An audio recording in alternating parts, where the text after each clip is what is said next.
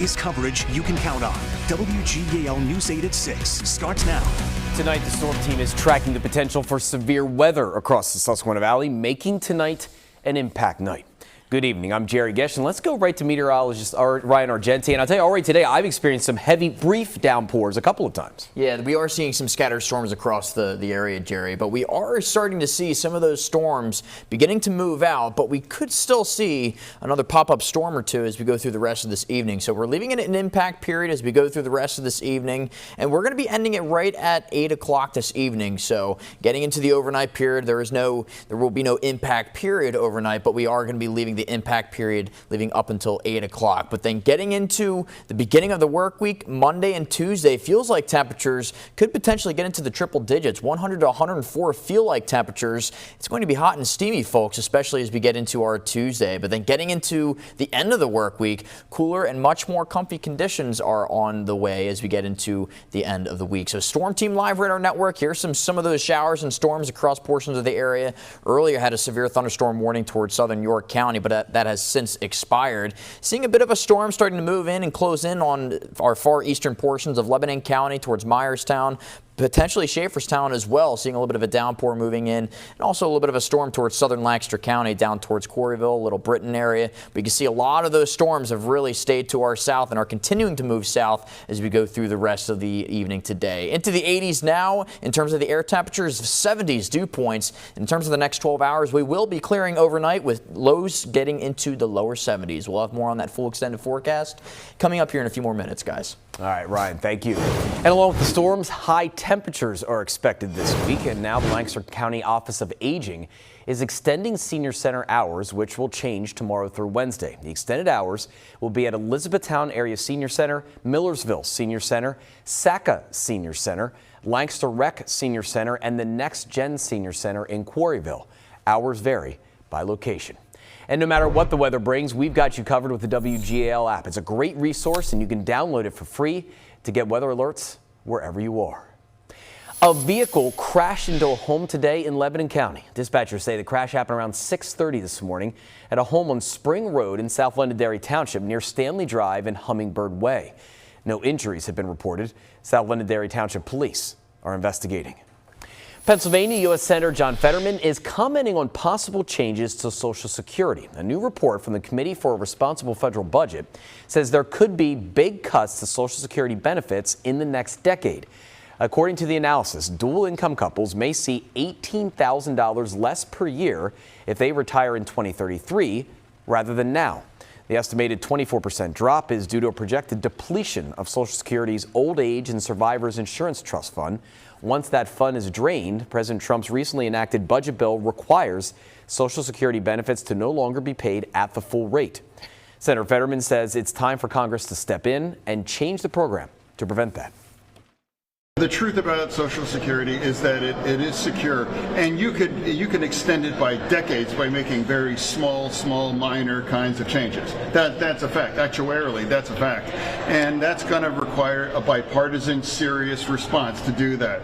We could get together, bang it out. We all know what's necessary to extend it well into probably the 2070s or later.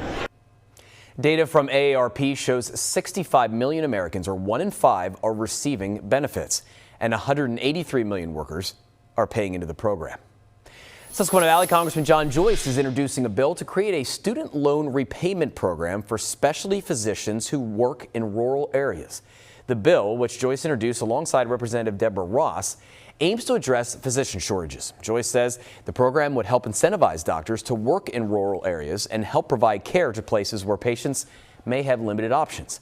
Today, the United States and the European Union announced that they have reached a framework for a trade deal, ending what has been months of uncertainty surrounding trade with the United States' largest trade partner. President Trump, who is in Scotland right now, met with the European Union president.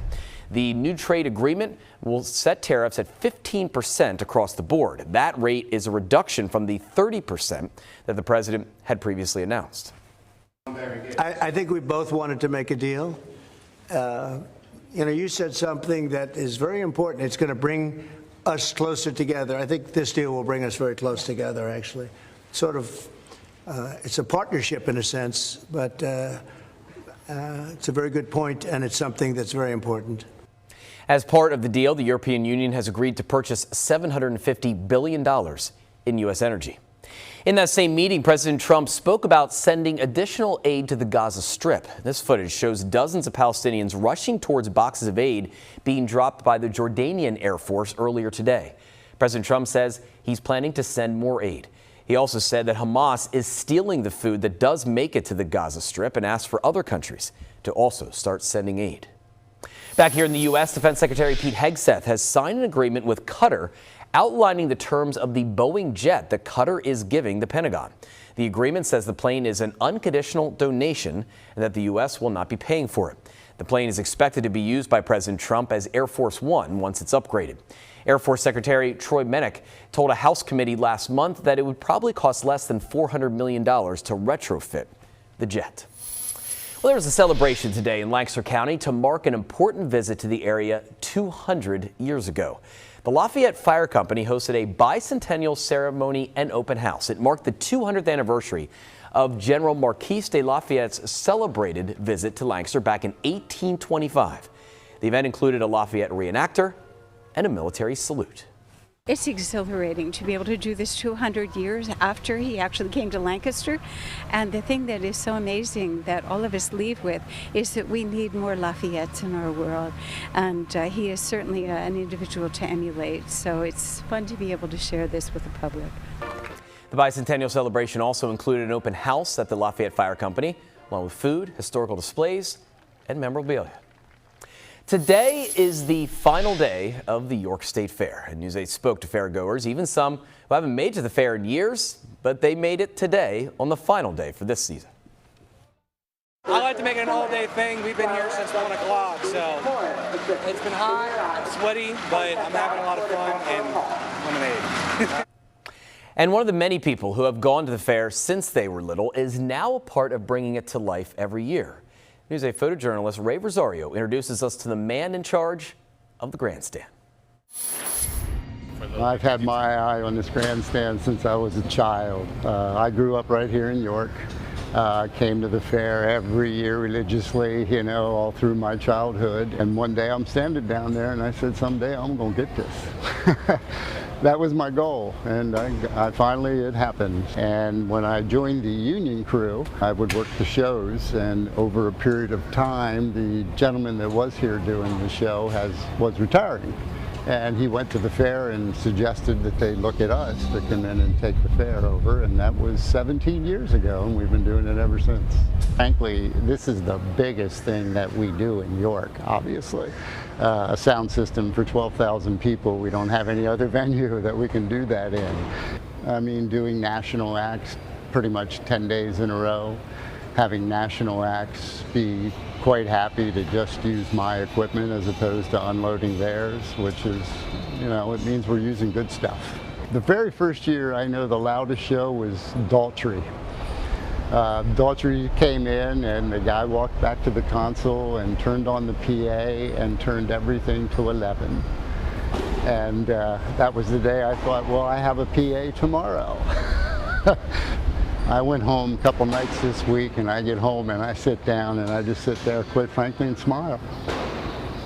It really, you know, I can get emotional about it, actually. Incredibly proud.